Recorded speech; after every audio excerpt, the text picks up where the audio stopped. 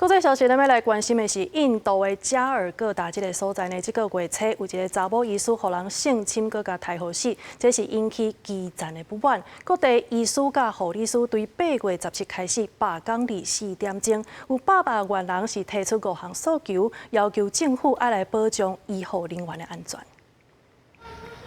咱手头的纸就把名穿白色医生衫的人，伫街路示威抗议，为受到性侵死亡的实习女医生发声，敦促彻底调查女医生的命案，改善大医医生的工作和生活条件。 doctors nurses paramedical staff सबके सब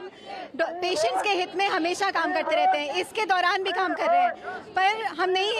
ये नहीं हैंडल कर सकते कि हमारे ऊपर वायलेंस हो हमारी जान खतरे में हो हमारे बच्चों की जान खतरे में हो ये हम बिल्कुल नहीं टॉलरेट करेंगे और हम नहीं रुकेंगे जब तक CPA नहीं लागू होता।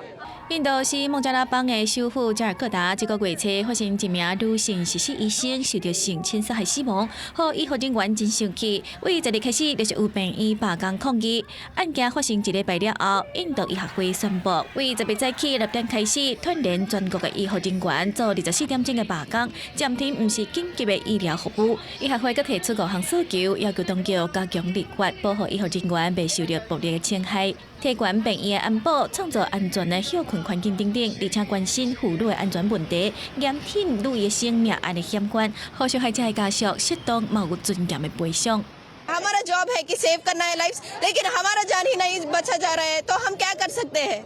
हम इसी के लिए फाइट कर रहे हैं जब तक जस्टिस नहीं होता है जब तक गवर्नमेंट हिला नहीं जाता है तब तक हम प्रोटेस्ट करते ही रहेंगे 对此是孟加拉邦政府一度伫16日对超过40名医生、190名女性医护人员发出调职令，其中部分人员拢把声援抗议活动，引起医学界的不满，批评这是咧打压示威者争取公义甲安全。最后伫外界的压力之下，这次取消调职令，甲医学会代表会谈协商，最后发表声明，敦促医生顾虑公共利益，重新登记工作。国际新闻台是董炳耀。